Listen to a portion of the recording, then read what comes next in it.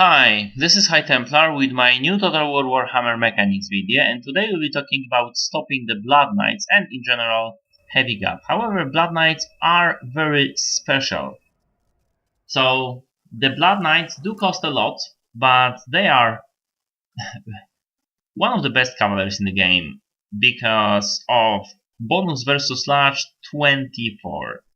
So most units that are moving will have bonus versus large like 8 or 12. Those guys have bonus versus large 24, making their damage at the cav 60, out of which 35 is armor piercing, and that is scary. They also have a very good melee attack and very good defense for a shock cav, an excellent charge bonus, decent armor, and generally they also have frenzy.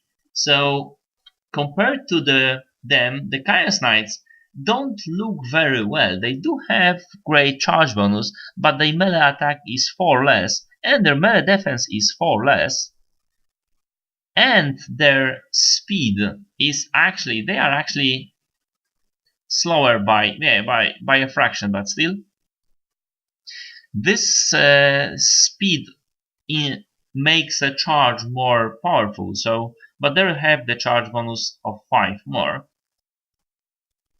and they have armor strength, weapon strength of 42, armor piercing only 14.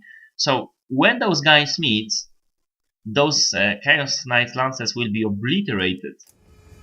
So I brought Forsaken. Forsaken will make this not very... You have to invest into this fight, pay a lot more, because those guys are not only slightly cheaper than Blood Knights.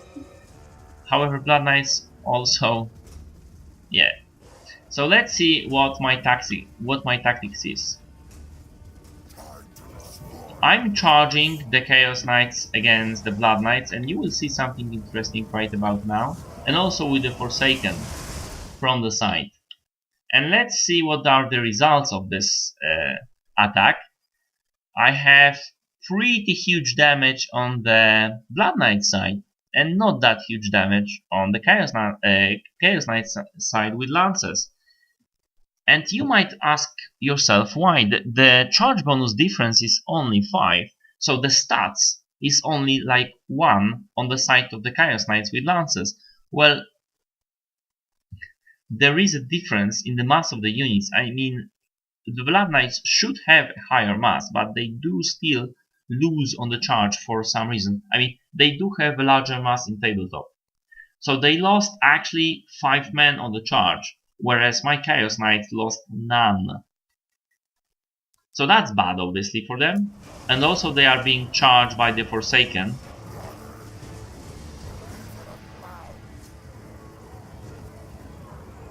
Now my guys did lose 5 guys because of wrapping, but the Black Knights are losing for the Forsaken. Now the Forsaken is not ideal unit fighting them. I mean, it is, but for strange reasons. They are not armor piercing units, and the Blood Knights have armor of 110. However, they do have 12 armor piercing, and their weapon damage, normal weapon damage, is high.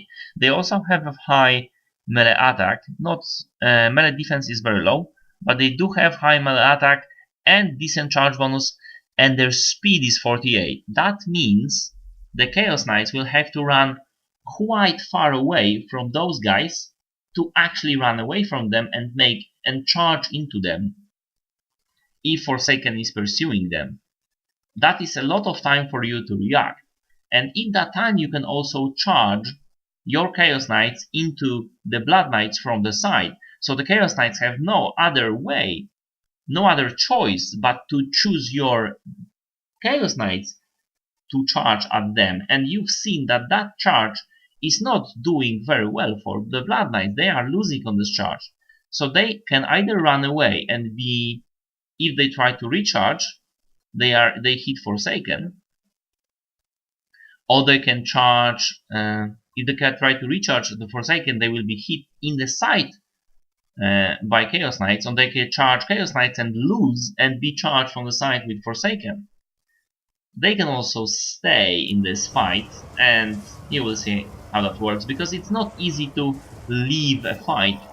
You might see in multiplayer battle you were actually losing a move away order, and if I charge them, if this player would now try to move away with this unit and I was charging him with Chaos Knights with lances, this unit will stop moving away and stay in this fight, which is disastrous. I've made a separate video on losing orders, but now another charge is making them crumble pretty badly. Minus 25 leadership is making them crumble even faster, and I'm using my charge bonus on those guys.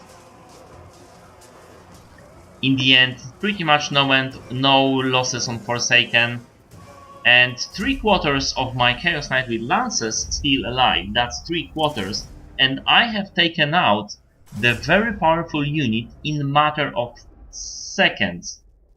That was like slightly more than a minute, but the fight didn't last even that long. So they are gone. And that is the strategy I came up just yesterday, fighting the strategy professor. Although the battle didn't work out very well for me, I do feel this strategy is a very viable option if you are facing a similar enemy. Much better than shielding your troops with halberds. So this is because now you can use those guys flanking your enemy, and that was my plan in that fight. Anyhow, I hope you did like it. If you did, press like, leave a comment, please leave a comment. And I also would like to recommend my other mechanics videos and my Let's Plays. Thank you for watching, and see you later.